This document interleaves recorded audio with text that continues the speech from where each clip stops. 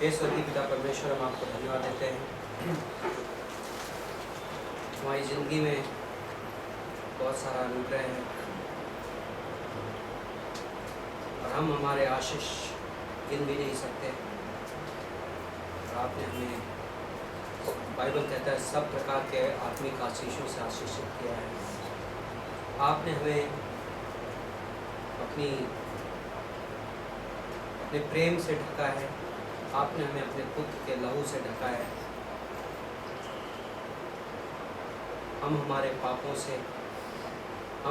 पापों की सज़ा से सुरक्षित हैं आपके अनुग्रह की वजह से। आपने हमें अपनी संतान कहा है। आपने हमें अपने नाम से पुकारा है। आपने हमारी ज़िंदगी में एक कॉल दी है, एक बुलाहट दी है। आपने हमारी ज़िंदगी में एक मकसद दिया है। आपने हमें अनंत की एक आशा दी है कि हम यहाँ पर इस दुनिया में नष्ट नहीं होंगे, बल्कि हमारे पास अनंत जीवन है जिसे हम खो नहीं सकते, जिसे शैतान हमसे छीन नहीं सकता। और हम एक दिन आपके साथ स्वर्ग में आनंद मनाएंगे। हम अनंत में होंगे और वो अनंत कभी ख़त्म नहीं होगा। हमारे आनंद का कभी अंत नहीं होगा। वहाँ हमारी शांति और प्रेम का कभी अंत नहीं होगा। और हम आपके भवन में रहेंगे और हम आपके साथ समय बिताएंगे संगति में। धन्यवाद प्रभु, धन्यवाद इस यहाँ पर संगति के लिए। धन्यवाद कि आपने इस दुनिया में हमें स्वर्ग की एक झलक दिखाई है संगति के द्वारा, आपके कलीसिया के द्वारा, आपके लोगों के परिवार में प्रेम के द्वारा। तो धन्यवाद देते हैं शाम में आपके वचन को, पवित्र आत्मा के लिए, क्योंकि पवित्र आत्मा की उपस्थिति के बिना हम सीख नहीं सकते। पवित्र आत्मा हमारा शिक्षक है, वो हमें आपके बारे में प्रत्येक सच्चाई सिखाता है। इस वक्त हम अपने आप को समर्पित करते हैं पवित्र आत्मा के हाथ में कि प्रभु हमारे दिलों को, हमारे कानों को, हमारी ज़िंदगी को तैयार करो कि हम आपसे कुछ ग्रहण कर सकें आज की शाम में। प्रभु यीशु मसीह के नाम से मांगते हैं, आमीन। ओके, हम पहला शमूएल के 24वें अध्याय में थे पिछले हफ्ते जब हम क्लोज कर रहे थे, और मैं उस अध्याय में वापस जाऊंगा। और हम इन क्लासेस के दौरान इतिहास के उस हिस्से में हैं, इज़राइल के इतिहास के पुराने नियम में, जहाँ पर हम दाऊद की ज़िंदगी देखते हैं। राइट, दाऊद एक जैसा कैरेक्टर है कि हम उससे बहुत प्यार कर सकते हैं, क्योंकि दाऊद परमेश्वर का काफ़ी चहेता कैरेक्टर है।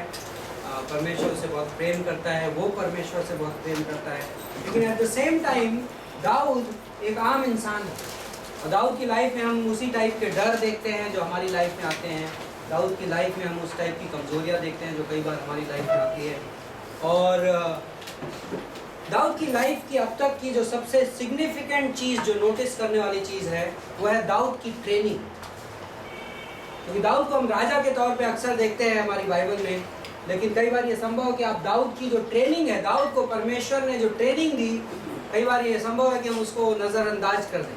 लेकिन इन पोर्शंस में जो अभी हम पढ़ रहे हैं उनमें दाऊद की ट्रेनिंग बहुत इंपॉर्टेंट पहलू है। ओके, तो 5 एरियाज हैं जिसकी मेरे पास लिस्ट है, वो आगे जाके आपके एग्जाम में भी आएगा। और वो 5 एरियाज है जिसमें दाऊद को परमेश्वर ने ट्रेनिंग दी 5 विभिन्न मौक़ों पर। ओके, तो पहली ट्रेनिंग जो दाऊद की हुई एक चरवाहे के तौर पर, जब वो भेड़ में जंगलों में भेड़ें चरा रहा था। राइट, वो दाऊद की ट्रेनिंग थी। प्रभु हमारी लाइफ में वैसी ट्रेनिंग करता है। प्रभु हमें हमारी लाइफ में एक चरवाहे का दिल देता है। हर विश्वासी को परमेश्वर ने एक चरवाहे का दिल दिया है। मैं तुम्हें इज़ीकियल के 36वें अध्याय की 26वीं पंक्ति में, मैं तुम्हें एक नया दिल दूंगा। राइट, और वो दिल पत्थर का दिल नहीं होगा, वो हाड़ और मांस का दिल होगा। जब हम प्रभु यीशु मसीह में आ जाते हैं तो प्रभु हमारे लाइफ में एक अलग टाइप का मोटिवेशन देता है। राइट, कि हम किसी की लाइफ में कुछ इन्वेस्ट करना चाहते हैं। हम किसी को सुसमाचार सुनाना चाहते हैं। हम किसी को यीशु मसीह में लाने के लिए मेहनत करना चाहते हैं। हम भटके हुए लोगों को देखते हैं और कई बार हम उनके लिए प्रार्थना करते हैं। हम प्रभु से मांगते हैं, क्योंकि वो एक चरवाहे का दिल है और वो हमारी लाइफ में ट्रेनिंग का बहुत अद्भुत है। यदि आप प्रभु के दास के तौर पर इस्तेमाल किए जाएंगे तो आपकी लाइफ में चरवाहे का दिल बहुत काम आएगा। और प्रभु आपकी लाइफ में चरवाहे का दिल पैदा करेगा। वो इंपॉर्टेंट है। आप प्रभु की सेवा, आप कई बार सोचते हैं मेरे पास सिंगिंग गिफ्ट है। आपकी सिंगिंग गिफ्ट भेड़ों को भटके हुए से प्रभु के पास लाने के लिए, आपके पास मदद करने की गिफ्ट है, आपके पास एडमिनिस्ट्रेटिव गिफ्ट है। आपकी एडमिनिस्ट्रेटिव गिफ्ट लोगों को, भटकी हुई भेड़ों को चरवाहे के पास लाने के लिए है, और उसके लिए चरवाहे का दिल चाहिए। तो आपके पास कोई भी गिफ्ट रहने दो, चरवाहे का दिल प्रभु की सेवा के लिए बहुत जरूरी है। और प्रभु ने अनाउंस कर दिया है कई सालों पहले कि दाऊद प्रभु के लोगों का अगुआ बनेगा, राजा बनेगा। लेकिन दाऊद की लाइफ में प्रभु की ट्रेनिंग अभी चालू है। ओके, सेकंड एरिया जो ट्रेनिंग का, जब जंगली जानवर आए और उन्होंने दाऊद की भेड़ों पर आक्रमण की, तो दाऊद ने उनका सामना किया। ये ट्रेनिंग थी उसके लिए, राइट। दूसरा ऑप्शन क्या था? दाऊद भाग जाता था। जंगल में वो भेड़े चरा रहा, और क्या हुआ? भालू आया और शेर आया। तो दाऊद के पास दो ऑप्शंस थे, एक तो भाग जाएगा और दूसरा क्या है? मुकाबला करेगा, राइट। ये ट्रेनिंग थी, ये प्रभु की ट्रेनिंग थी दाऊद की लाइफ में कि ना भागना सीखना, राइट। और प्रभु हमें ना भागना सिखाता है। यूहन्ना के 6वें अध्याय में यीशु मसीह ने कुछ संदेश सुनाया लोगों को, राइट। और पूरी भीड़ लगी हुई थी, और यीशु ने कहा कि जो मेरा मांस ना खाए और जो मेरा लहू ना पिए, उसका मेरे साथ कोई वास्ता नहीं। तो बोलता है बाइबल कि बहुत सारे लोग चल दिए वहां से, बोलते ये बहुत कठोर शिक्षा है। वाह, यीशु मसीह जानता था ये बात, राइट। उसने पर्पसली वो संदेश सुनाया उनको। लेकिन यीशु ने लास्ट में पूछा अपने चेलों से, क्या तुम भी चले जाओगे? उन्होंने कहा हम किसके पास जाएंगे? तुम्हारे पास अनंत जीवन के वचन है, राइट। तो ना भागना ये बिलीवर की लाइफ की इंपॉर्टेंट ट्रेनिंग है। जब हम हमारी लाइफ में किसी टाइम में पहुंच के एक कन्विक्शन लेकर हम कहते हैं कि प्रभु मैं आपके पीछे चल रहा हूं, मैं नहीं भागूंगा, राइट। तीसरी, क्या कौन सा औजार बजाता था दाऊद? हार, वीणा। हाँ, वीणा, करेक्ट। वीणा बजाना सीखना, ये दाऊद की ट्रेनिंग का हिस्सा था। दाऊद जंगलों में भेड़ चराते हुए वीणा बजाता था, हार्प प्ले करता था। और वीणा बजाने, दाऊद जैसा एक्सपर्ट वीणा बजाने में उसके लिए प्रैक्टिस लगती है, मेहनत लगती है, डिसिप्लिन लगता है, राइट। और प्रभु ने उसे वो सिखाया,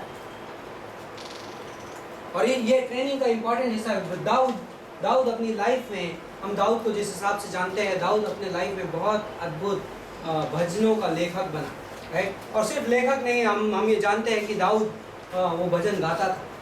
वो दाऊद परमेश्वर की उन भजनों के द्वारा आराधना करता था। एंड आई थिंक ये हमारी लाइफ में एक और ट्रेनिंग है कि हम परमेश्वर की आराधना करना सीखते हैं, हम परमेश्वर के साथ चलना सीखते हैं, हम परमेश्वर के साथ अपनी लाइफ में एक रियल व्यक्तिगत संबंध में जीना सीखते हैं। और ये प्रभु के दास की बहुत इंपॉर्टेंट ट्रेनिंग है, क्योंकि मैं प्रभु के लोगों की अगुवाई सिर्फ कार्यों के द्वारा नहीं कर सकता।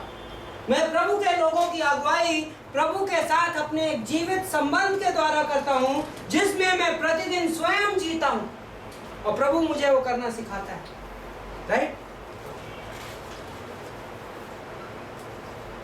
चौथा चीज जो दाऊद ने सीखी, दाऊद ने अपने देश का इतिहास और अपने देश की राजनीति सीखी। ओके, दाऊद को राजा बनना था, और प्रभु ने वो चीजें उसे सिखाई।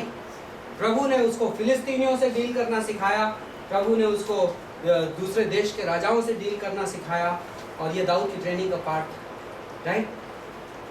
पांचवा, जिस एरिया में अभी हूं, दाऊद ने मुसीबतों का सामना करना सीखा। 9 साल दाऊद की ट्रेनिंग का इंपॉर्टेंट हिस्सा, 9 साल दाऊद जंगलों में दुश्मन से जान बचाता घूमा, राइट।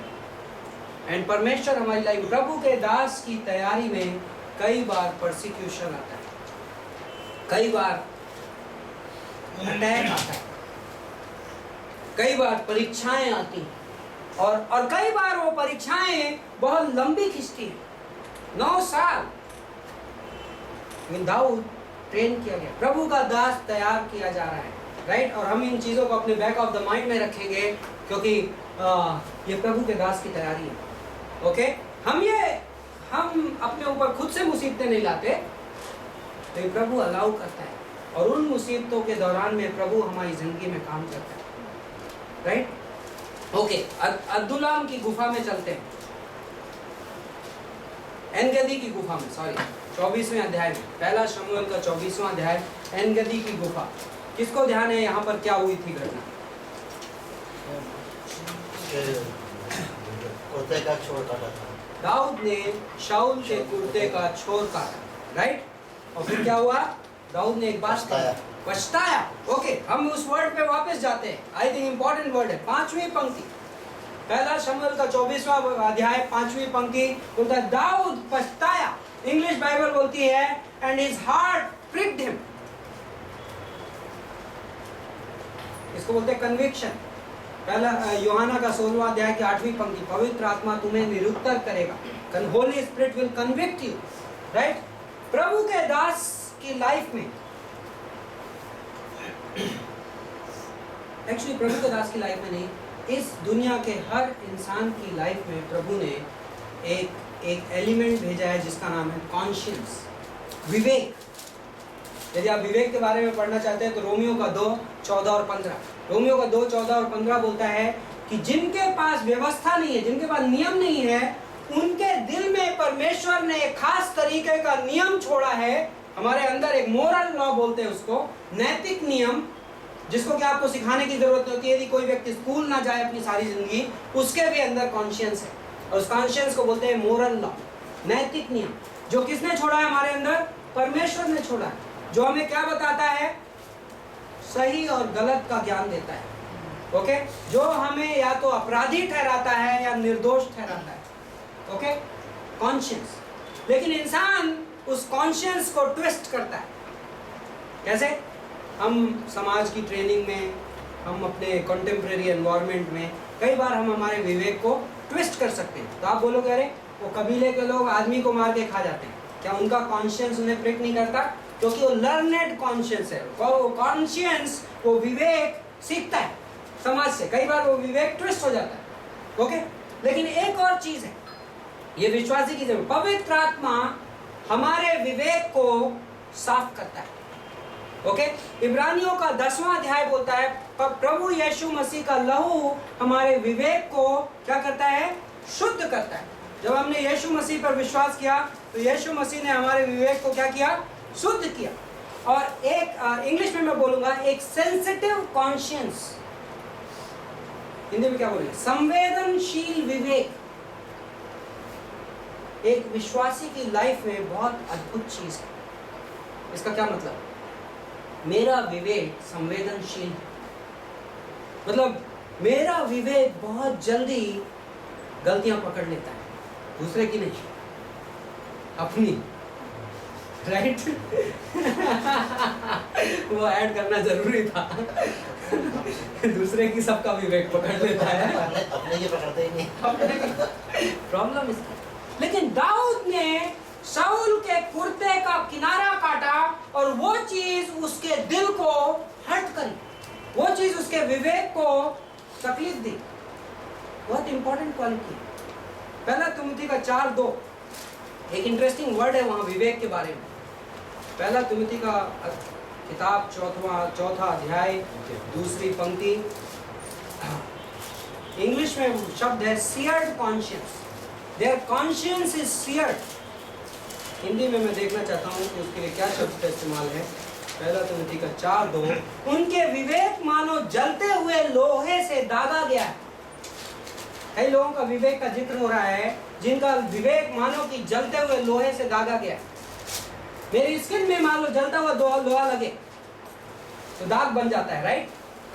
और डिपेंडिंग ऑन कितनी जलन, कितनी दूर तक स्किन जली, वो दाग कई बार परमानेंट होता है। और कई बार यदि वो दाग डीप गया है तो कई बार वहां पे फिर बाल थे तो बाल नहीं उगते दोबारा। कई बार आप वहां पर उंगली लगाते हो तो असर नहीं करता, कई बार आप वहां पे चींटी काटते हो तो भी असर नहीं करता। बाइबल बोलता है पहला तिमुथी के 4:2 में कि कई लोगों का विवेक वैसा हो गया है। मतलब जिस आदमी ने अपनी लाइफ में पहली बार शराब का पैग पिया तो क्या होता है पता है?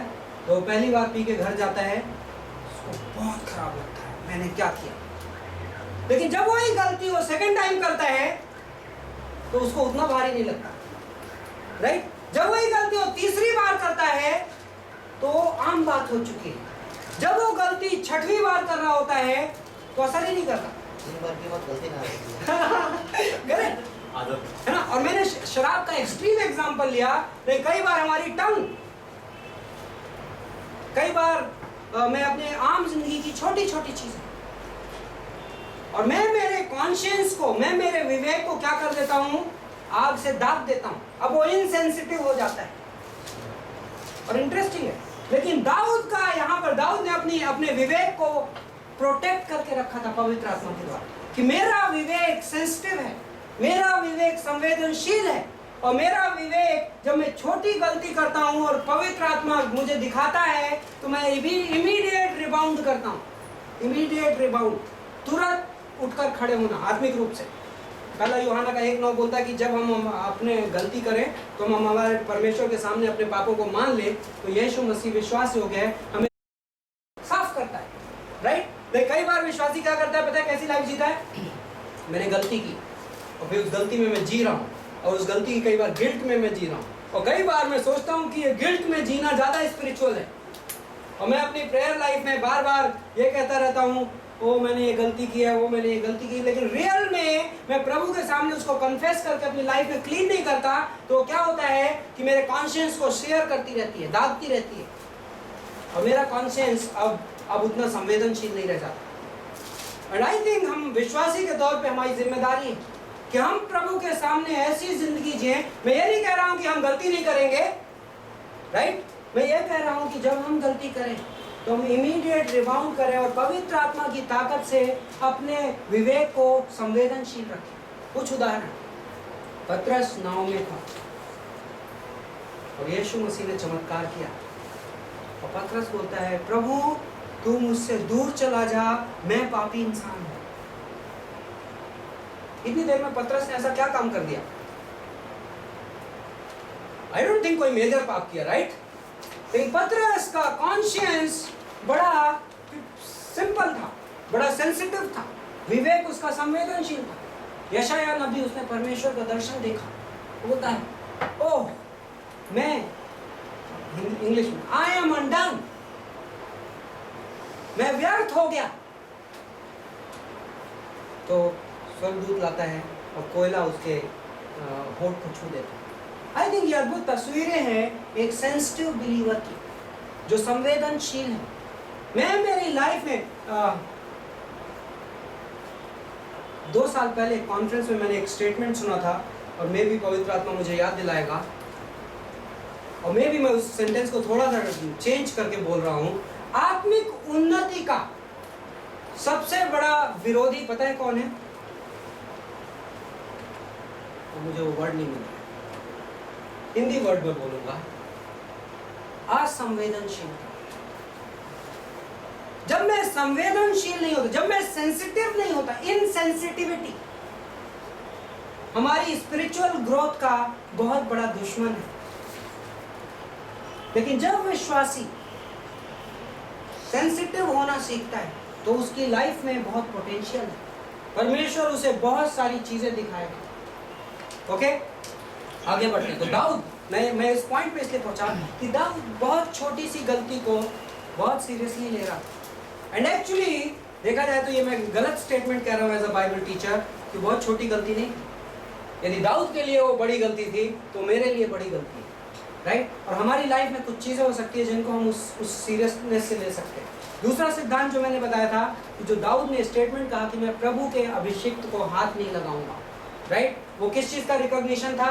वो रिकॉग्निशन था अथॉरिटी का, कि प्रभु ने उसे वो पद दिया। वो आदर वो शाऊल को नहीं दे रहा था। बाय द वे, दाऊद वो आदर शाऊल को नहीं दे रहा था, दाऊद वो आदर शाऊल के पद को दे रहा था, ऑफिस को। ओके, जब हमने कहा कि पास्टर को डबल ऑनर मिलना चाहिए, जो पौलुस ने लिखा तो डबल ऑनर का मतलब क्या है, एक उसको उस आदमी की वजह से इज्जत मिलनी चाहिए, लेकिन दूसरी जो है डबल ऑनर का मतलब दूसरी इज्जत उसको उसके पद की वजह से मिलनी चाहिए, क्योंकि उसके पद की परमेश्वर भी इज्जत करता है। इसलिए परमेश्वर बोलता है कि तुम अपने सरकार के लीडर्स के लिए भी प्रार्थना करो, क्योंकि वो सरकार में लीडर्स किसने दिए हैं, परमेश्वर ने दिए। आप हो गया वो तो अविश्वासी हैं, कोई प्रॉब्लम नहीं है, आप उनके लिए फिर भी प्रेयर कर सकते हैं कि प्रभु उस मनुष्य की इज्जत करे ना करे, लेकिन उस पद की इज्जत करता है, क्योंकि वो पद उसको प्रभु ने दिया है। ओके, और दाऊद इस कॉन्सेप्ट को अच्छे से समझ रहा है।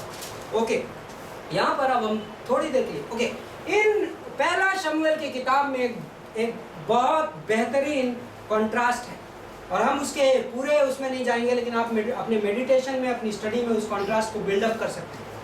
शाऊल एक कार्नल बिलीवर की तस्वीर है। शाऊल राजा एक दैहिक विश्वासी, दैहिक विश्वासी मतलब जो अपने शरीर के हिसाब से चलता है। ओके, पहला कुरिन्थियों का 3रा अध्याय, पहली से 3री पंक्ति, दैहिक विश्वासी का जिक्र है। वो दैहिक विश्वासी इमेच्योर होता है, लेकिन एक दूसरी तरफ दूसरा विश्वासी होता है जो आत्मा के हिसाब से चलता है, उसको हम स्पिरिचुअल बोलते हैं, है ना, आत्मिक विश्वासी। तो शाऊल एक दैहिक विश्वासी की तस्वीर है, लेकिन दाऊद एक आत्मिक विश्वासी की तस्वीर, राइट। एक दैहिक विश्वासी जब परमेश्वर परीक्षाएं भेजता है तो क्या होता है, फेल हो जाता है। शाऊल की लाइफ में क्या हुआ, परमेश्वर ने परीक्षाएं भेजी, शाऊल फेल हो गया। आत्मिक विश्वासी ऑन द अदर हैंड पास होता है। ओके, अब यहाँ पर एक कार्नल बिलीवर का कुछ 2 अद्भुत कैरेक्टरिस्टिक मैं आपको दिखाता हूँ। ओके, दाऊद पीछे से जाता है शाऊल को ये दिखाने की, शाऊल मैं तुमको छोड़ दिया, आज मैं मार सकता था, तुमको छोड़ दिया। क्वेश्चन ये है, दाऊद शाऊल को ये क्यों दिखा रहा है? दाऊद के कैरेक्टर को जानते हुए हम क्या गेस कर सकते हैं, क्यों दाऊद को गुफा के बाहर निकाल के शाऊल को ये बताने की ज़रूरत क्या थी कि शाऊल देख, आज मैं मार सकता था लेकिन मैंने तुझे छोड़ दिया, क्यों? Any guesses?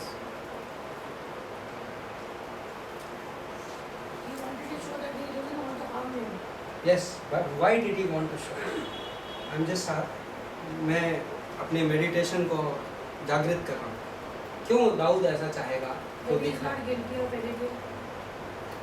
Maybe yes, maybe there is more. Further enmity ना हो।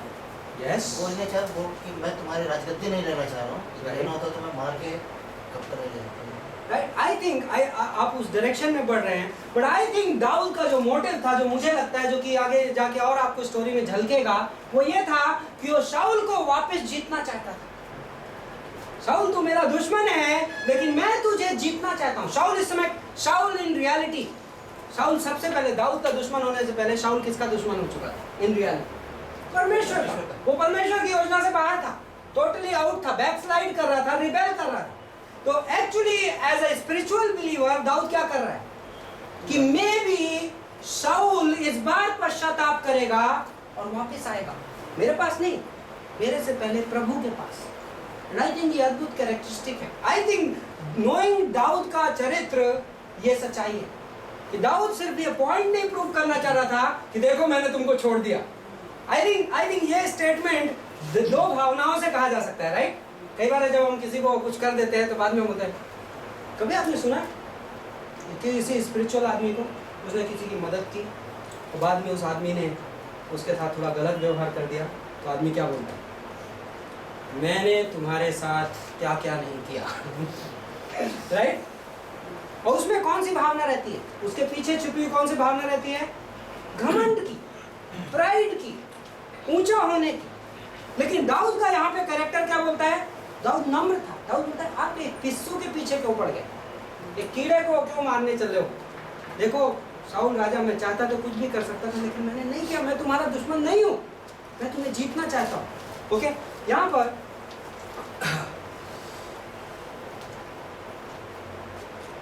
16वीं पंक्ति में दाऊद शाऊल से ये बातें कह चुका कि शाऊल ने कहा, हे मेरे बेटे दाऊद, क्या ये तेरे वचन है? तब शाऊल चिल्ला चिल्ला कर रोने लगा। ओके, ये मेरा फेवरेट पोर्शन, मैं इस पे अक्सर वो करता हूँ। मेरी स्टडी में मैंने एक टाइम में लिस्ट बनाई थी, बाइबल में ऐसे लोग जो रोए लेकिन उनका पश्चाताप जेन्युइन नहीं था, राइट?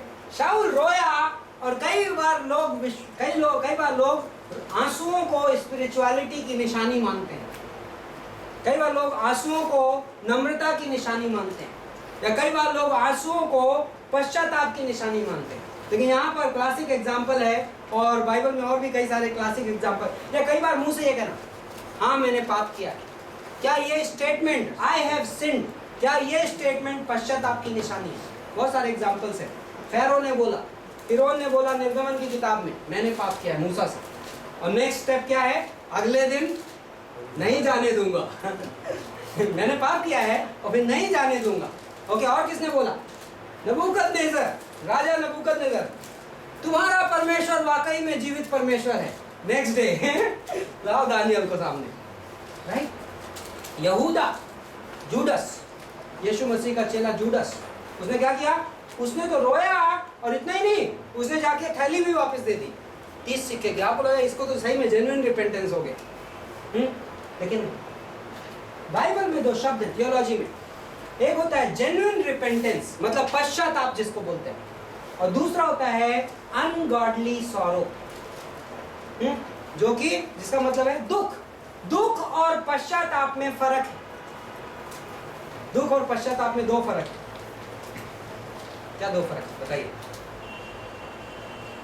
परमेश्वर मेरे दुख से इंप्रेस नहीं होता, परमेश्वर मेरी सॉरो से इंप्रेस नहीं होता, परमेश्वर मेरी रिपेंटेंस का आदर करता है, परमेश्वर मेरे पश्चाताप का आदर करता है। जो भी व्यक्ति, बाइबल बोलता है, जो व्यक्ति पश्चाताप करेगा परमेश्वर उसे अनुग्रह देगा, परमेश्वर उसे आशीष देगा, परमेश्वर उसे पुनर्स्थापित करेगा। इमीडिएट रिस्टोरेशन, तुरंत पुनर्स्थापन। बिलीवर, कोई भी व्यक्ति कितनी भी, बिलीवर, अनबिलीवर, विश्वासी, अविश्वासी, कितनी भी गहराइयों में उतर जाए, जिस वक्त वो पश्चाताप करता है, परमेश्वर उस वक्त उसे बिना शर्त का पुनर्स्थापन करता है, रिस्टोरेशन, राइट? परमेश्वर पश्चाताप को इतना सीरियसली लेता है। जो व्यक्ति पश्चाताप करेगा, यदि शाऊल इस वक्त भी पश्चाताप करता तो शाऊल को रिस्टोरेशन मिलता, लेकिन शाऊल का पश्चाताप रियल पश्चाताप नहीं था। क्या था? दुख था, सॉरो था। तो सॉरो और पश्चाताप में क्या फर्क है? इब्रानियों का 7वां अध्याय 10 से 13 आप पढ़ सकते हैं, Hebrews 7:10-13, जहां की दोनों में डिफरेंशिएशन है। लेकिन दो कैरेक्टरिस्टिक, दो गुण जो दुख में होते हैं और पश्चाताप में नहीं होते। कौन बोले?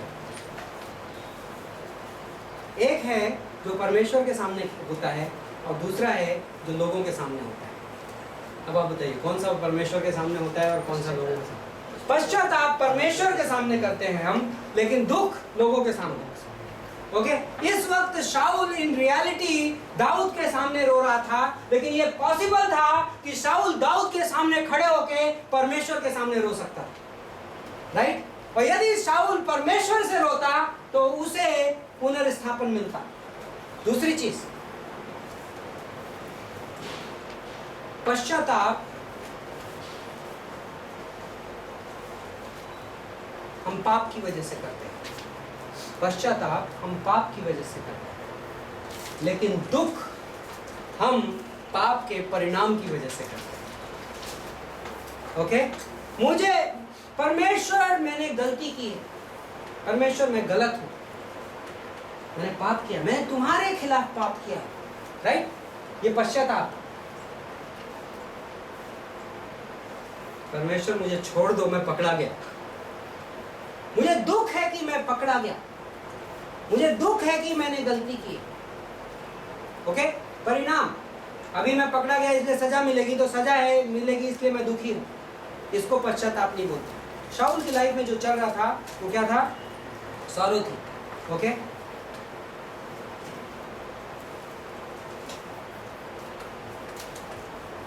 ओके,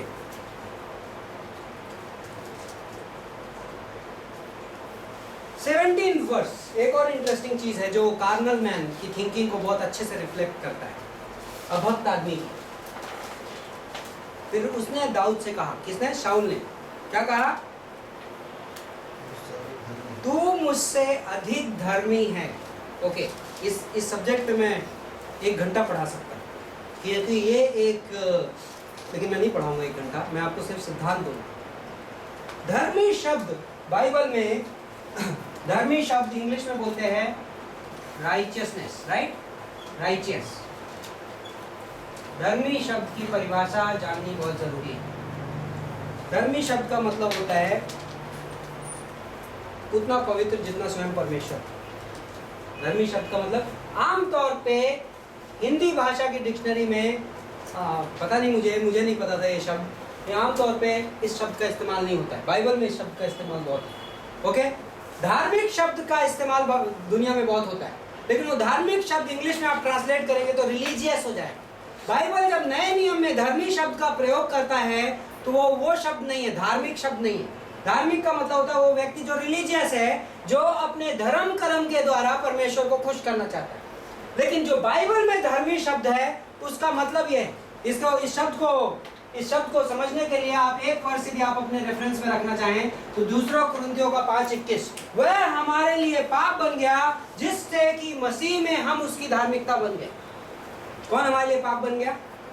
यीशु मसीह, राइट। कहां पर? सूली के ऊपर। जिससे कि हम मसीह में, मतलब जो कोई यीशु मसीह में है, कौन? जो विश्वासी है, वो उसकी धार्मिकता बन गए। किसकी धार्मिकता?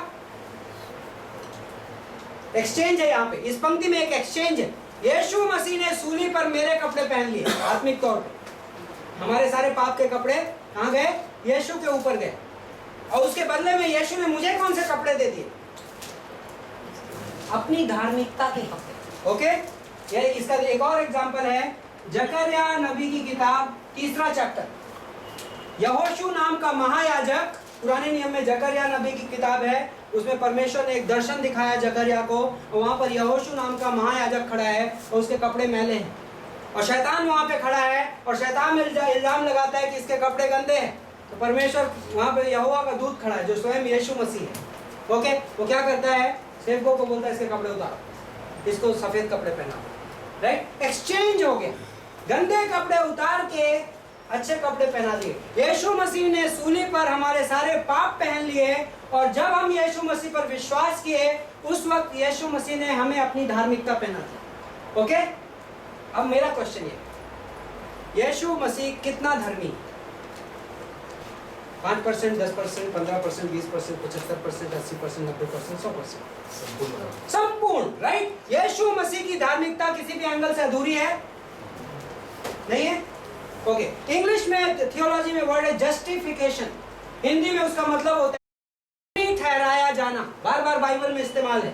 आप कई बार इन शब्दों से डरते होंगे, तो आज मेरा टाइम है इस शब्द को क्लियर करने। जस्टिफिकेशन शब्द का मतलब होता है, और रोमियो की पत्री में कई बार इस्तेमाल है, जस्टिफिकेशन शब्द या जस्टिफाइड, इसका मतलब होता है धर्मी ठहराया जाना। ओके, जब आपने यीशु मसीह पर विश्वास किया तो परमेश्वर ने आपको और मुझे धर्मी ठहरा दिया। ओके, धर्मी ठहराए जाने का क्या मतलब है? किसकी धार्मिकता हमें मिल गई? यीशु मसीह। मतलब परमेश्वर की नजर में हम और आप कितने धर्मी हैं? 100%।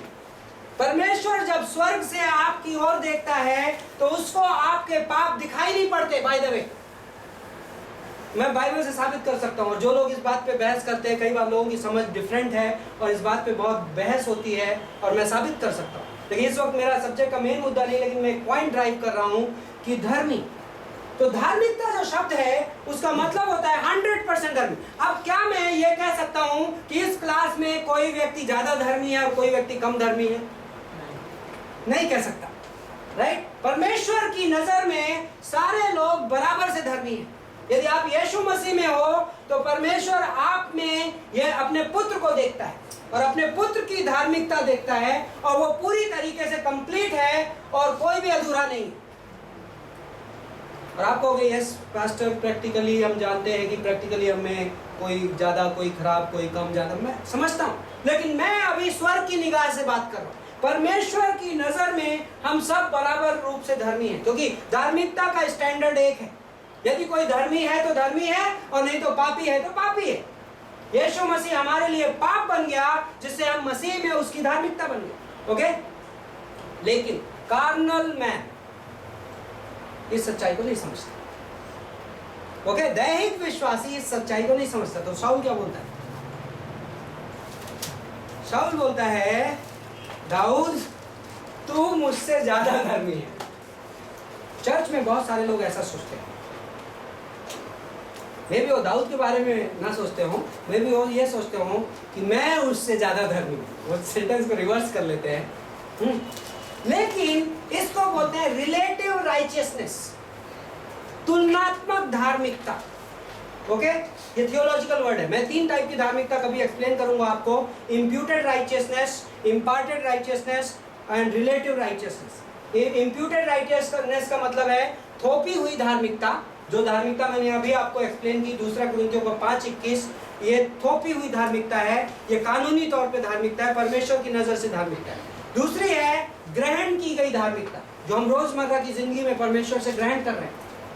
ओके, मैं अभी सब्जेक्ट पे जंप नहीं करूंगा। रिलेटिव राइचियसनेस तीसरा, 2 कुरिन्थियों का 10:13 पढ़िए। 2 कुरिन्थियों का 10:13 रिलेटिव राइचियस, तुलनात्मक धार्मिकता। आई थिंक पहला शमूएल का 24वां अध्याय हमें काफी इंटरेस्टिंग लगता है।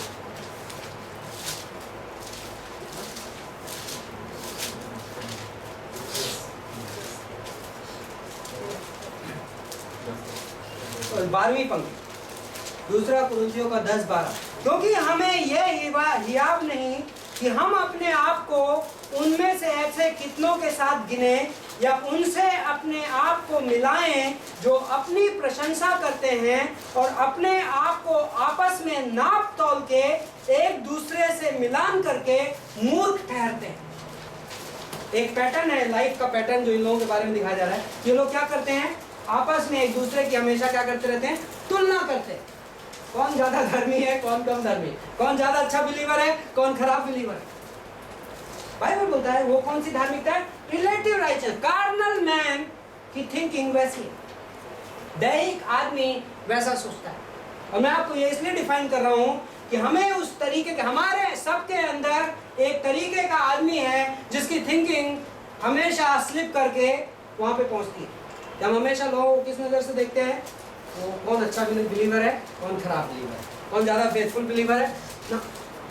परमेश्वर सबको, जो कोई भी यीशु मसीह में है उसको कैसा देखता है, धर्मी देखता है। और इसलिए धार्मिकता में हम कोई तुलना नहीं करते। इसलिए रोमियो का 10:17 कहता है, रोमियो का 10:13 कहता है, फिर रोमियो की किताब में कहता है कि प्रत्येक व्यक्ति अपने मालिक के सामने गिरता और उठता है। प्रत्येक दास 10:14 14 ओके 14:10 रोमियो का 14:10 प्रत्येक व्यक्ति अपने मालिक के सामने उठता और बैठता है।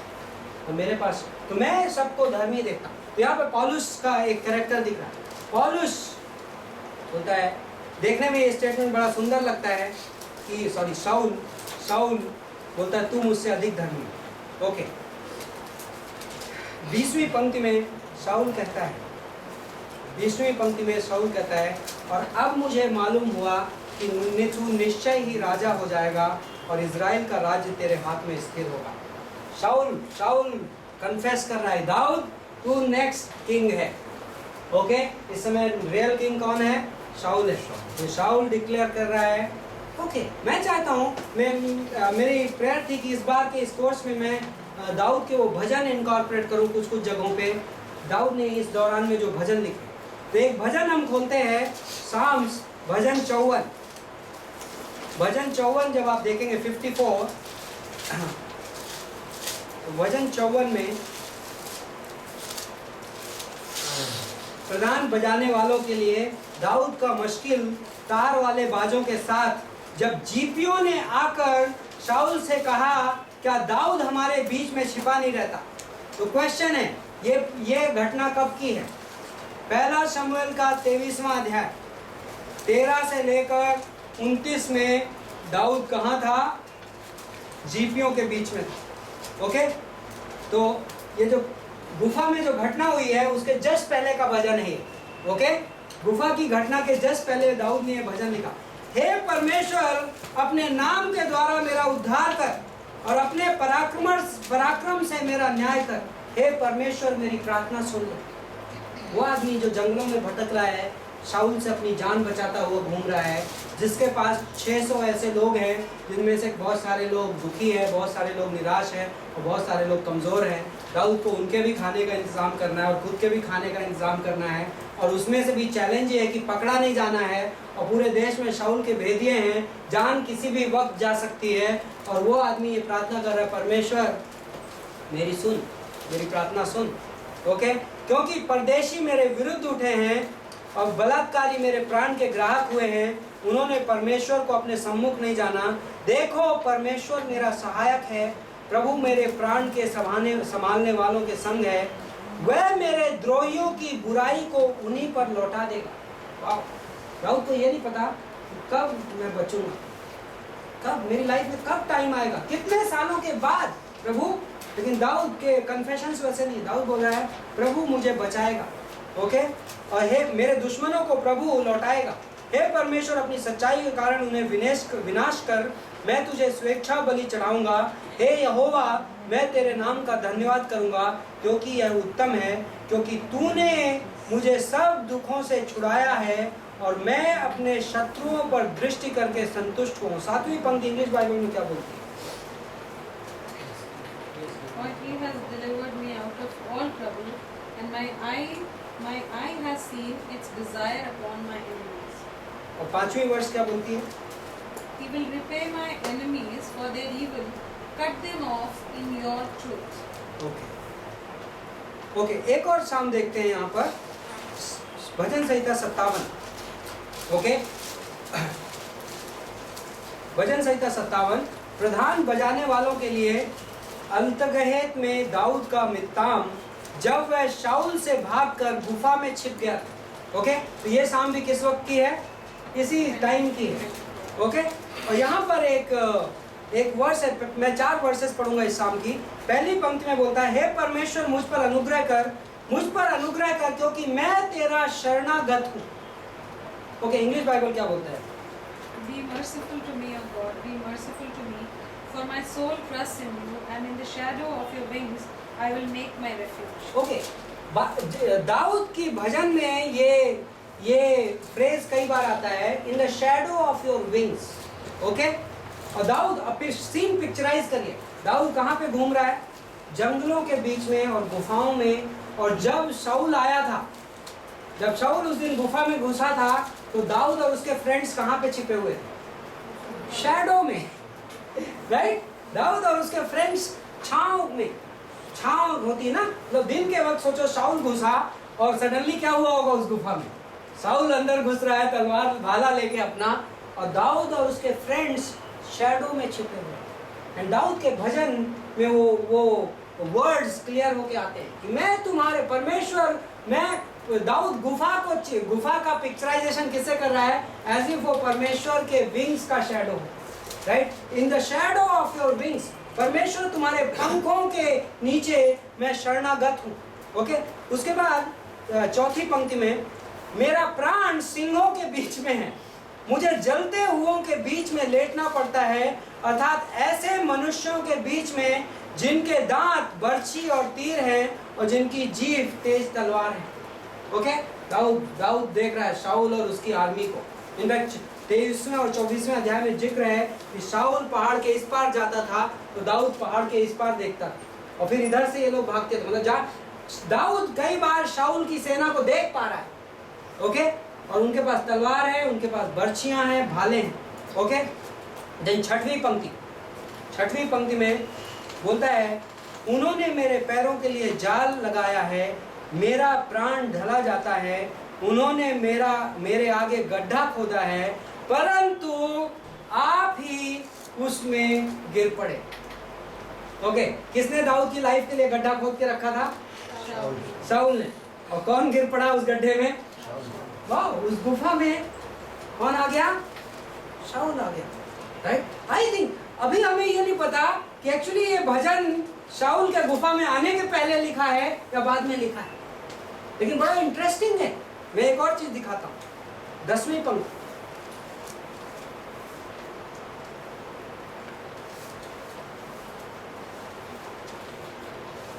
क्योंकि तेरी करुणा स्वर्ग तक बढ़ी है, और तेरी सच्चाई आकाश मंडल तक पहुंचती है। 10वीं पंक्ति इंग्लिश क्या बोलती है?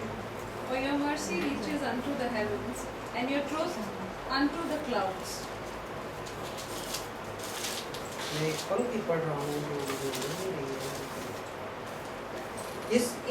इस साम में कहीं पर लिखा है विंडिकेट मी ओ लॉर्ड, इंग्लिश बाइबल में। कल मैं इंग्लिश में पढ़ रहा था और मुझे 54 में या 57 में कहीं पर,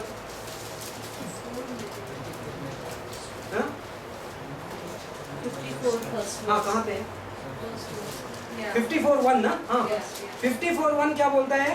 Save me, O God, by your name, and vindicate me by your strength. हाँ, मेरे को हिंदी बाइबल में पराक्रम से मेरा न्याय कर, मुझे मजा नहीं आया। विंडिकेट मी ओ लॉर्ड। सी दाऊद की प्रेयर, अब आप कल्पना करिए, दाऊद जंगलों में जान बचाता फिर रहा है और दाऊद क्या बोलता है? प्रभु से प्रार्थना करता है, दाऊद प्रभु मुझे विंडिकेट करो। विंडिकेट का मतलब होता है प्रभु मेरे दुश्मन के सामने मुझे सही साबित करो, मेरे दुश्मन के सामने मुझे विजय दो। विंडिकेशन का मतलब ये होता है क्योंकि मैं दो ऑपोजिंग पार्टी में हूँ और मैं कोई बैटल लड़ रहा हूँ, प्रभु इस दुश्मन के सामने मुझे विजय चाहिए। विंडिकेट मी ओ लॉर्ड। यहाँ पर पहला शमूएल के 24 में जब शाऊल बोलता है कि मैं अब जान गया कि तू नेक्स्ट राजा बनने वाला है, प्रभु ने क्या किया?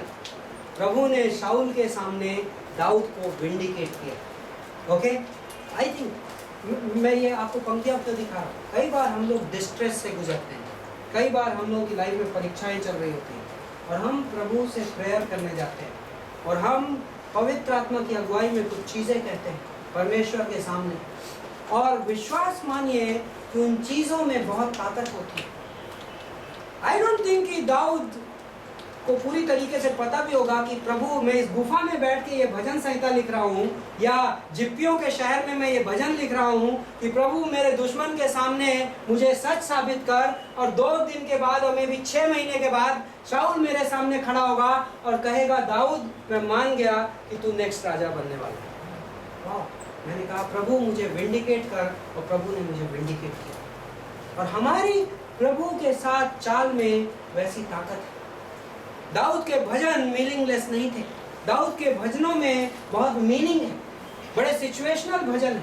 और जब आप उनको उनकी सिचुएशन, और प्रभु ने अनुग्रह की वजह से बहुत सारे भजन हैं जिनको आप ट्रेस नहीं कर सकते कि वो किस वक्त लिखे गए, क्योंकि दाऊद की लाइफ में 2 पीरियड आए जब दाऊद भगोड़ा बन के घूम रहा था फ्यूजिटिव के तौर पे। सेकंड पीरियड हम देखेंगे दूसरा शमूएल की किताब में, लेकिन ये पहला पीरियड है। लेकिन कुछ भजन ऐसे हैं जिसमें उन भजन के शीर्षक की वजह से आप पहचान पा रहे हो कि ये तो इसी पीरियड का है। ओके, अपन पहला शमूएल 25 में चलते हैं। Okay, next may be 10 minutes. पहला शमूएल 25, यहाँ पर एक इम्पॉर्टेंट घटना है कि शमूएल मर जाता है, राइट, और दाऊद परान के जंगल को जाता है। यहाँ पर एक इंटरेस्टिंग कहानी है जो आप में से कई ज़्यादातर लोगों ने सुनी होगी, और नहीं सुनी है तो मेरी आशा है कि आप ये पोर्शंस पढ़ के आते हैं, क्योंकि यदि आप इस क्लास में जो आज पढ़ाया जाएगा उसके नेक्स्ट 4 चैप्टर यदि आप पढ़ के आएंगे तो आप इस क्लास में बहुत ज़्यादा मेरे साथ ट्यून में रहेंगे। ओके, क्योंकि इस क्लास में हम कई बार इतना कंटेंट कवर करना चाहते हैं कि एक वर्स हम पढ़ नहीं पाते, लेकिन यदि आप पढ़ कर आएंगे तो आप बहुत ज़्यादा गेन करेंगे। यहाँ पर कहानी है दाऊद और एबीगेल की। ओके, और दाऊद और एबीगेल की कहानी आने से पहले दाऊद और क्या नाम है उस आदमी का? नाबाल। ओके, दाऊद और नाबाल की कहानी पहले। तो यहाँ पर नाबाल आदमी है जो बहुत रिच है, बहुत पैसे वाला है, और जो डेजर्ट वाली एरिया में रहता है। और दाऊद इसके, जब आदमी लोग इसकी भेड़ें चराते थे तो दाऊद और उसका जो गैंग था, कल्पना करिए, कई बार इस कहानी में कुछ चीज़ें मिसअंडरस्टैंड की जा सकती हैं। इस कहानी में दाऊद एक हिसाब से देखा जाए तो फिरौती टाइप मांगता है। ओके, कि दाऊद ने कहा देखो ये हफ्ता है ना, लेकिन हमें एक चीज समझनी है, दाऊद 10 साल जंगलों में बिताया, कितने आदमियों के साथ? 600 आदमी के साथ। उसे खाने पीने का इंतजाम करना, राइट, उसे 600 आदमी के लिए प्रोवाइड करना, और दाऊद के पास जो हुनर है दाऊद वो यूज कर रहा है। ओके, तो आज की डेट पे मैं मेडिटेट कर रहा था, मैंने कहा प्रभु क्या ये दाऊद इनजस्टिस नहीं कर रहा था? तो प्रभु ने मुझे एक चीज़ दिखाया। आज की डेट पे पता है बिजनेस है, security trans, right, security trans क्या करता है कि आईसीआईसीआई बैंक की एटीएम में पैसा जा रहा है, सिक्योरिटी ट्रांस उसकी सिक्योरिटी देता है, उसका पैसा चार्ज करता है, right? I think David exactly वही काम कर रहा है। ईयर 2010 के बिजनेस मॉडल में दाऊद मे बी 1000 BC में था, ओके? सो कोई इनजस्टिस नहीं था। दाऊद ने क्या किया इस कहानी में कि इस आदमी का बिजनेस था भेड़ों का, ओके? और उसकी भेड़ें जब जंगलों से जाती थी तो लुटेरे लोग कई बार पोटेंशियल रहता था लूटने का, तो दाऊद और उसके आदमियों ने इसकी भेड़ों को प्रोटेक्शन दिया। और प्रोटेक्शन के बाद दाऊद, और मैं इस कहानी में दिखाऊंगा आपको, दाऊद के बहुत सारे अनुग्रह की चीजें दिखाई पड़ती है इस कहानी में भी। लेकिन दाऊद ने उसके पास रिक्वेस्ट भेजी, अपने आदमी भेजे कि अब देखो तुम्हारा भेड़ों, और उसने पैसा नहीं मांगा उनसे पहले, लेकिन जब फेस्टिवल का टाइम आया, जब वो भेड़ से ऊन काट रहा था, तब उसने बोला कि अभी तुम उससे पैसा वसूलने का टाइम आ गया, तुम अभी भेड़ का ऊन बेचोगे, राइट? तो हमें भी कुछ पैसा भेज दो, हमें भी उसका कुछ हिस्सा भेज दो। तो उस आदमी ने रिफ्यूज कर दिया, ओके? दाऊद गुस्सा था, दाऊद बोलता है वो कैसे रिफ्यूज कर सकते हैं? तो दाऊद बोलता है मैं चलता हूँ इस आदमी की जान लेने, मैं इस आदमी को मारूंगा। इस कहानी में इसकी बीवी आती है जिसका नाम एबिगेल है, और 23वीं पंक्ति में दाऊद को देखकर एबिगेल फुर्ती से गधे से उतर पड़ती है और दाऊद के सामने मुंह के बल घूमकर दंडवत करती है, और फिर वह उसके पांव पर गिर के कहती है, मेरे प्रभु, यह अपराध मेरे ही सिर पर हो, तेरी दासी तुझसे कुछ कहना चाहती है और तू अपनी दासी की बातों को सुन ले। तू उस दुष्ट नाबाल पर चित्त ना लगाए, क्योंकि जैसा उसका नाम है वैसा ही वह स्वयं है, और उसका नाम तो नाबाल है और वो सचमुच में मूर्ख है। नाबाल शब्द का मतलब होता है मूर्ख। परंतु मुझ तेरी दासी ने प्रभु के जवानों को जिन्हें तूने भेजा था देखा था, और अब हे मेरे प्रभु, यहोवा की शपथ और तेरे जीवन की शपथ की यहोवा ने जो तुझे खून से और अपने हाथ के द्वारा अपना पलटा लेने से रोक रखा है, इसलिए अब तेरे शत्रु और मेरे प्रभु की हानि के चाहने वाले नाबाल के समान ठहरे, और अब ये भेंट जो तेरी दासी अपने प्रभु के पास लाई है उन जवानों को दे दी जाए जो तेरे साथ चलते हैं। अपनी दासी का ये अपराध क्षमा कर, क्योंकि यहोवा निश्चय ही तेरा घर बसाएगा और स्थिर करेगा, इसलिए कि मेरा प्रभु, इसलिए कि तू यहोवा की ओर से लड़ता है। ओके? यहाँ पर कुछ कन्फेशंस हैं। कई बार कोई उसको बड़ी क्रिटिकली एग्जामिन कर सकता है एबिगेल को। एबिगेल बहुत बुद्धिमान औरत थी, लेकिन एबिगेल की बुद्धिमत्ता इन इसेंस, एबिगेल यहाँ पर दाऊद की बस तारीफ नहीं कर रही है। एक्चुअली एबिगेल दाऊद के परमेश्वर की योजना की तारीफ कर रही है। दाऊद, परमेश्वर तेरी लाइफ में काम कर रहा है, तू जो लड़ाई लड़ रहा है वो परमेश्वर के लिए लड़ रहा है। कितना क्लियर है। इस औरत को इजराइल की हिस्ट्री पता है, इस औरत को यह पता है कि इजराइल देश में क्या चल रहा है। ये औरत स्पिरिचुअल थी। हाउएवर, जो इसका हस्बैंड था, इसके कुछ स्टेटमेंट सुनिए, क्योंकि हम कई बार इस कहानी में उन चीजों को नहीं देख पाते। 10वीं पंक्ति में नाबाल ने दाऊद के सेवकों से कुछ स्टेटमेंट बोला जो नाबाल, नहीं तो आप कहोगे दाऊद इतना क्यों फ्यूरियस है। ओके? 10वीं पंक्ति में नाबाल ने दाऊद के लोगों से कहा, दाऊद कौन है और यिशै का पुत्र कौन है? तो पहली चीज इससे क्या साबित होती है? दाऊद के डैडी का नाम पता है उसको। तो मतलब ये आदमी दाऊद को सिर्फ हफ्ता वसूलने वाला नहीं मानता, इस आदमी को दाऊद की हिस्ट्री पता है। ओके? इजराइल में इस फेज में लोग डिवाइडेड हैं, कोई शाऊल के साथ है और कोई दाऊद के साथ है। ओके? कुछ लोगों को यह पता है कि परमेश्वर की योजना में नेक्स्ट राजा दाऊद है और मैं तुम्हारे साथ हूं दाऊद। ओके? और कुछ लोगों को यह पता है कि परमेश्वर ने शाऊल को रिजेक्ट कर दिया है, लेकिन फिलहाल शाऊल पावर में है, इसलिए अपन उसके साथ रहेंगे। नेक्स्ट चीज क्या बोलता है? आजकल बहुत से दास अपने अपने स्वामी के पास से भाग जाते हैं। क्या रिफर कर रहा है? नाबाल का मैसेज सिर्फ सेल्फ प्रोटेक्टिंग नहीं है, नाबाल का मैसेज पॉलिटिकल मैसेज है। दाऊद को हिंट क्या कर रहा है वो, कि तू अपने स्वामी शाऊल से भागा है और आजकल ऐसे बहुत भाग जाते हैं, तो मैं तेरा साथ क्यों? तो नाबाल एक स्टैंड ले रहा है कि दाऊद, मैं तेरी ओर नहीं हूं, मैं शाऊल की ओर। राइट?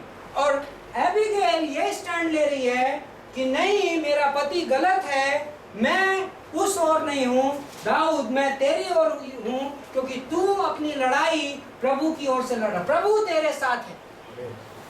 राइट?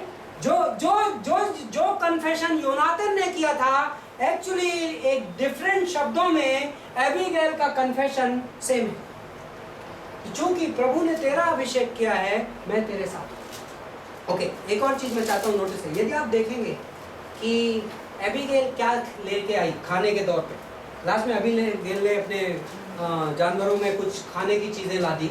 यदि आप उसके डिटेल में जाएं, तो 600 आदमियों के लिए it was a small thing. आप सोचो, आप वो खाने की लिस्ट बनाओ और उसको 600 आदमी में बांटो, तो आप पाओगे कि उससे उनका एक मील भी कवर नहीं होता। तो एक्चुअली दाऊद, कई बार लोग इस कहानी सोचते हैं अरे दाऊद इतना लालची कैसे हो गया, इतना अच्छा दाऊद इस कहानी में इतना लालची कैसे हो गया। नहीं, एक्चुअली दाऊद को इशू इस बात का नहीं था कि आप मुझे दे रहे हो कि नहीं दे रहे हो, इशू उससे बड़ा था। ओके, यहाँ पर मुद्दा परमेश्वर की योजना का साथ देना और परमेश्वर की योजना के खिलाफ करने का मुद्दा था, मुद्दा वॉरफेयर का था। ओके, तो इस कहानी में आप एक चीज देखते हो, एबीगैल ने बहुत अद्भुत बात कही। एबीगैल ने क्या बोला? बदला लेना दाऊद तेरा काम नहीं है। हाँ, बदला लेना तेरा काम नहीं है। नया नियम में कई बार ये वर्सेस है, राइट? बदला लेना किसका काम है?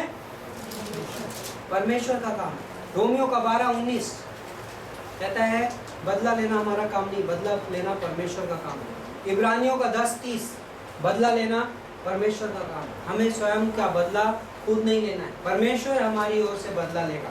ओके, और ये एबीगैल की बुद्धिमत्ता बड़ी तगड़ी साबित हुई, क्योंकि एबीगैल वापस जाती है और 10 दिन के अंदर क्या होता है? नाबाल मर जाता है। ओके, 10 दिन के अंदर नाबाल मर जाता है और परमेश्वर ने दाऊद का बदला नाबाल से ले लिया। ओके, और उसके बाद आप देखते हैं इस कहानी में कि दाऊद एबीगैल से शादी कर लेता है, राइट?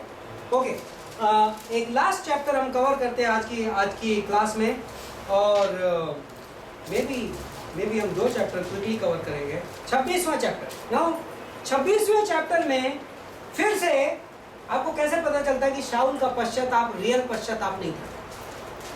क्योंकि 26वें अध्याय में फिर वो अपनी सेना उठाता है और फिर दाऊद के पीछे चलता है। कई बार आपको लगेगा यार इतना जल्दी कैसे, ये इतना जल्दी का मामला नहीं। मे भी इस 24वें अध्याय और 26वें अध्याय में काफी समय गुजर चुका होगा, हो सकता है 1 साल 2 साल लग गया, क्योंकि हमने आपको बताया था ये 7 अध्याय में कितने साल गुजरे हैं? 9 साल गुजरे हैं। तो मे भी 24वें और 26वें अध्याय के बीच में गैप है। दूसरा, कुछ लोग ये सोचते हैं कि 26वां अध्याय और 24वां अध्याय सेम है, सेम कहानी को 2 बार कहा गया। ऐसा नहीं, ये दोनों कहानी डिस्टिंक्टली अलग अलग स्थानों पे हुई है। यदि आप देखेंगे 24वां अध्याय में जो कहानी हुई एनगेदी की गुफा में हुई है। ओके, दाऊद एनगेदी की गुफा में छुपा हुआ था और शाऊल वहां पे आया।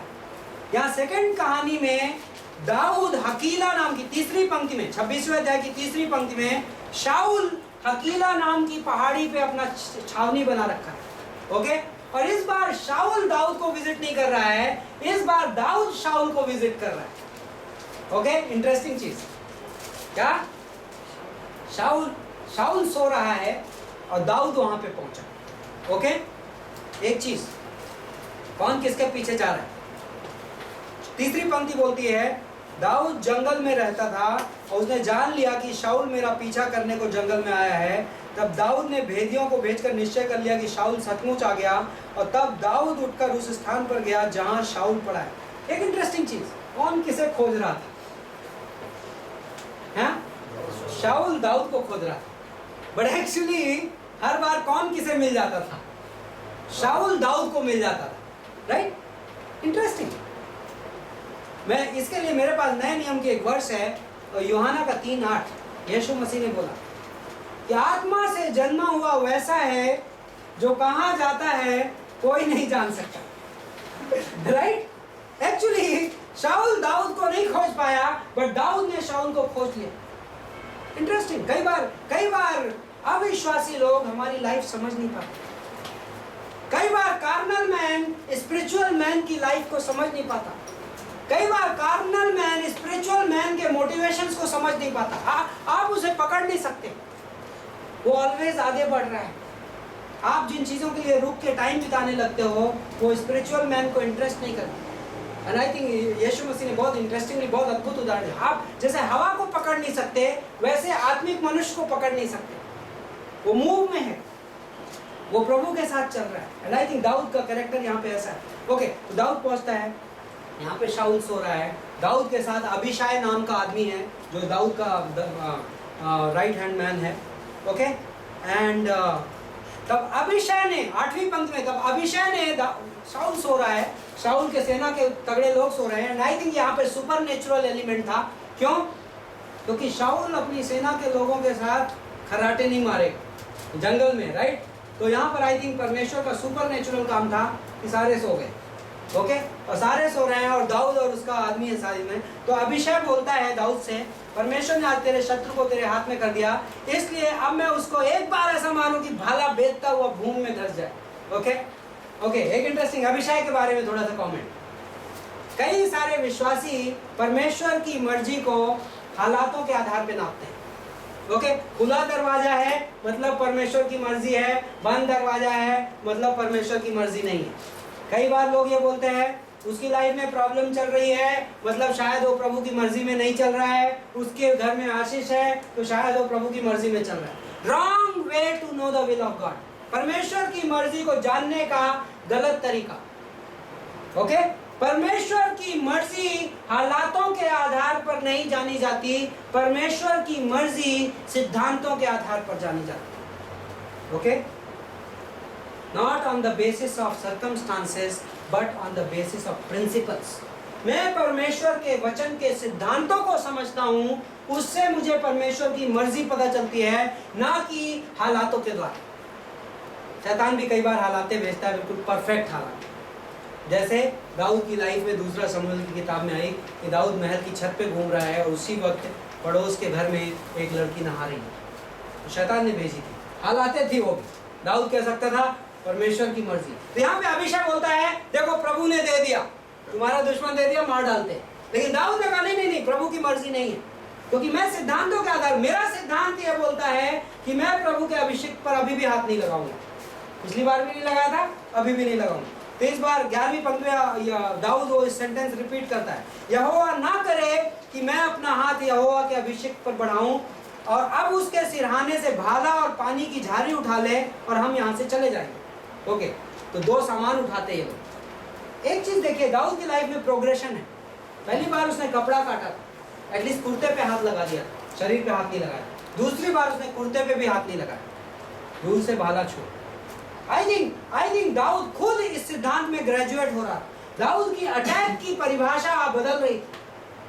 कई बार लोग बोलते हैं कि जब तक आप किसी को बिल्कुल तगड़ा वाला देना दो तब तक वो अटैक नहीं है ना। कई बार फिर जब हम और सेंसिटिव हो जाते हैं, हम कहते हैं नहीं, किसी के बारे में कुछ बोलना भी अटैक है। फिर हम और सिद्धांत में बढ़ जाते हैं और हम कहते हैं नहीं, उस व्यक्ति के बारे में बुरा सोचना भी अटैक, राइट? हम ग्रेजुएट करते हैं। आई थिंक दाऊद यहाँ पे ग्रेजुएट कर रहा था। एक और स्टेप, दाऊद ने बोला नहीं, कपड़ा भी नहीं छुएंगे इस बार। इस बार अपन भाला उठा के चले जाते हैं। ओके, फिर दाऊद जाता है नदी के उस पार से, दाऊद चिल्लाता है ओए उठो तुम लोग, सो क्यों रहे हो, है ना। और फिर एक बार फिर से वही सीन रिपीट होता है और दाऊद फिर से एक इंटरेस्टिंग ओके, एक और वर्स है जो 7वीं पंक्ति में शाऊल दाऊद को पहचान जाता है। ओ दाऊद है भाई, फिर से एक बात। ओके, तो बोलता है हे मेरे बेटे दाऊद, क्या ये तेरे शब्द हैं? ओके, जब आप मुसीबत में पड़ गए तो मेरे बेटे दाऊद। ओके, यहाँ पर जब शाऊल मेरे बेटे दाऊद बोलता है, इनफैक्ट आप पहला शमूएल के 24वें अध्याय की 11वीं पंक्ति में भी शाऊल दाऊद को बेटा करके बुलाता है। ओके, क्या कनेक्शन है? क्या कनेक्शन है? क्यों शाऊल दाऊद को बेटा कहकर बुलाया? He was from the childhood he was playing harp in Saul's. No, there is a stronger reason for that. एक और उससे हाँ, उम्र में कम, लेकिन उससे भी स्ट्रॉन्गर रीजन है।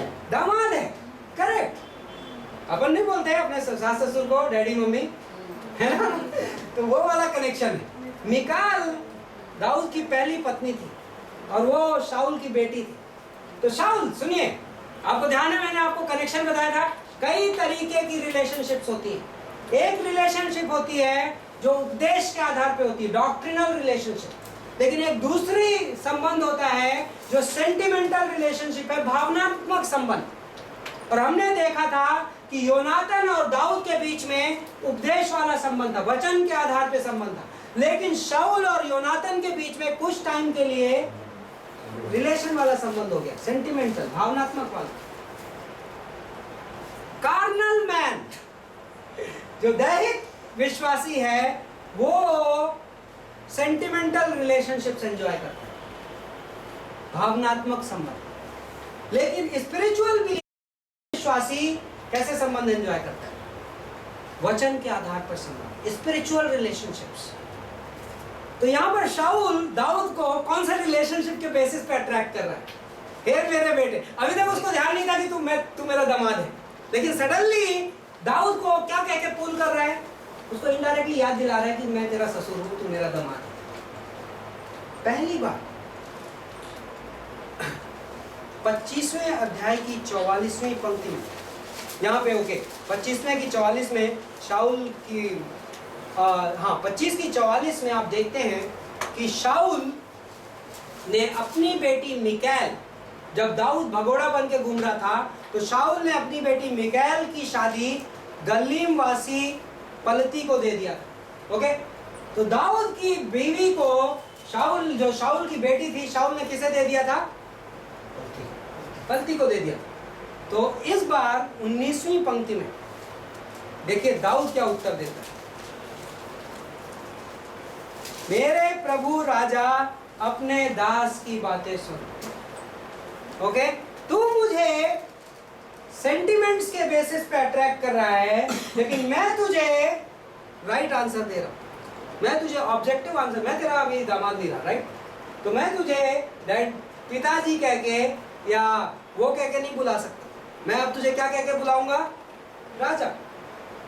राजा, मैं तेरा दास हूं, लेकिन उतनी हमारी रिलेशनशिप, राइट? मैं रिलेशनशिप को ऑब्जेक्टिवली डिफाइन कर पा रहा हूं, और ये दाऊद की इंटरेस्टिंग कैरेक्टरिस्टिक्स यहाँ पर दिखाई पड़ती है। ओके, 27वें अध्याय में एक इंटरेस्टिंग, ओके वेरी क्विकली, 27वें अध्याय में पहली पंक्ति में, और दाऊद सोचने लगा। ओके, 26वें अध्याय की लास्ट पंक्ति में शाऊल बोलता है कि अब मैं कहां पर,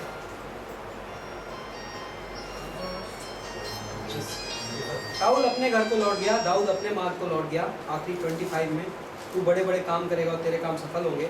27वें अध्याय की पहली पंक्ति में दाऊद सोचने लगा कि मैं किसी ना किसी दिन शाऊल के हाथ में नाश हो जाऊंगा।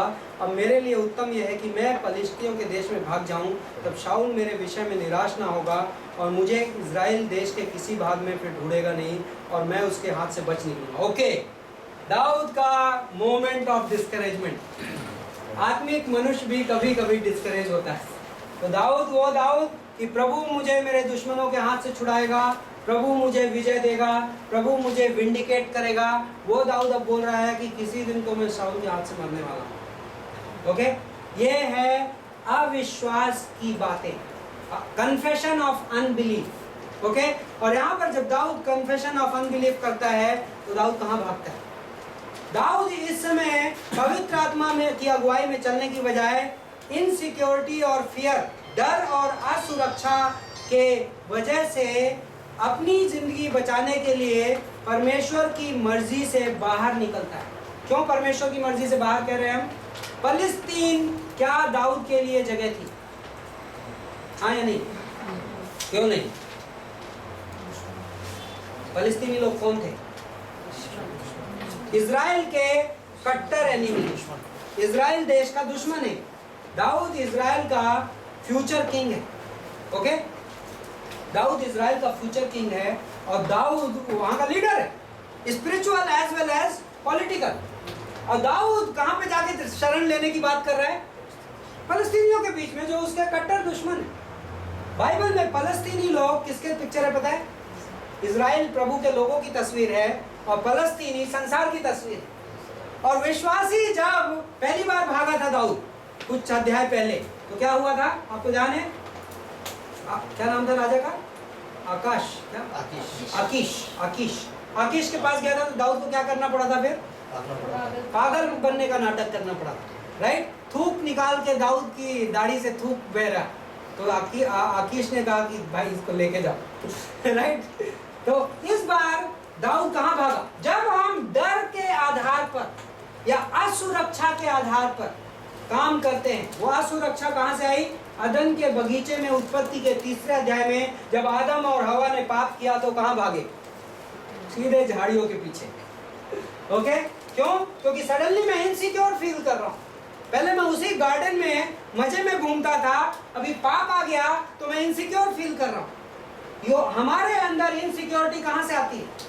कई बार लोग क्या इकोनॉमी डाउन जा रही है, शेयर मार्केट क्रैश हो रहा है, पता नहीं मेरे जॉब का क्या होगा, मेरा वो क्या होगा, मेरी शादी होगी कि नहीं होगी, मेरे उम्र बीती जा रही है, मेरे घर वाले प्रेशर, मेरे चर्च में लड़के नहीं हैं ओके, मैं आपको कुछ इनसिक्योरिटीज के एग्जांपल दे रहा हूँ।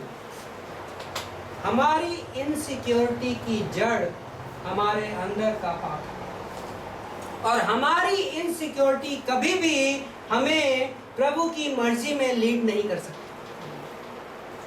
पवित्र आत्मा हमें प्रभु की मर्जी में लीड करता है, लेकिन हमारी इनसिक्योरिटी, हमारी असुरक्षा, हमारा डर हमें हमेशा कहाँ ले जाएगा? परमेश्वर की मर्जी के बाहर ले जाएगा। तो मैं फलस्तीन में पहुंच गया। ओके, फलस्तीन में मुझे लगता है कि मुझे सुरक्षा मिलेगी। चलो एक काम करते हैं, आजकल थोड़ी क्राइसिस चल रही है, आजकल घर का खर्चा नहीं चल रहा है, तो ओवर टाइम करना चालू कर देते हैं। ओके, ओवर टाइम करने लगे तो क्या होगा? बॉस संडे को भी बुलाता है, ठीक है, कभी कभी हफ्ते में पहले 15 दिन में एक बार चर्च जाया करेंगे। हम क्या सोचते हैं कि हमें वहां पे क्या मिलेगी? थोड़ी एक्स्ट्रा पेमेंट मिलेगी, थोड़ा सुरक्षा मिलेगी। लेकिन जब विश्वासी परमेश्वर की मर्जी के बाहर जाता है और उसे कुछ समय के लिए सुरक्षित फील होता है, और आगे आने वाले हम क्लास में देखेंगे कि दाऊद के साथ फलस्तीन देश में हुआ क्या वो सुरक्षा परमानेंट थी या टेम्परेरी थी? प्रभु के दास को संसार कभी भी सुरक्षा नहीं दे सकता, और वो सुरक्षा टेम्परेरी होगी, अस्थायी होगी, क्योंकि वो सुरक्षा क्या है? वो इसलिए होगी क्योंकि वो परमेश्वर की मर्जी के बाहर है। ओके, आइए प्रार्थना करते हैं। हे स्वर्गीय पिता परमेश्वर, हम आपको धन्यवाद देते हैं शाम के लिए, आपके वचन के लिए, आपके अनुग्रह के लिए, और जो बातें हम सुन रहे हैं उसके लिए। और हम विश्वास करते हैं कि ये बातें, आपका वचन हम गंभीरता में सीख रहे हैं, और आपका वचन हमारे अंदर जा रहा है, और ये हमारे अंदर बदलाव पैदा करेगा, प्रभु यीशु मसीह के नाम से। ओके, जिन रूथ की किताब में से कुछ क्वेश्चंस थे, वो असाइनमेंट आपको अगले हफ्ते सबमिट करने हैं। क्रेडिट, जो लोग न्यू स्टूडेंट ज्वाइन किए हैं आपको मैं क्रेडिट में 2-4 क्लासेस के बाद इन्वॉल्व करूंगा, क्योंकि ये क्लास ऑलमोस्ट अपन ख़त्म करने वाले हैं। लेकिन आप लोग जो लोग पहले से कर रहे हैं उनका असाइनमेंट ड्यू है। सेकेंडली, आज का एक और असाइनमेंट जो आप अगले हफ्ते सबमिट करेंगे। असाइनमेंट का क्वेश्चन ये है कि पहला शमूएल 13वां अध्याय की 13वीं पंक्ति। ओके, पहला शमूएल का 13वां अध्याय की 13वीं पंक्ति के हिसाब से आपको एक पेज में उत्तर देना है कि शाऊल का राज्य क्यों खोया, ओके, और दाऊद को राज्य क्यों मिला। शाऊल का राज्य क्यों खोया और दाऊद को राज्य क्यों मिला, पहला शमूएल के 13 के आधार पर। तो आपको इसे एक पेज पे इसका आंसर लिख के लाना है, ये आपका असाइनमेंट। Okay, thanks.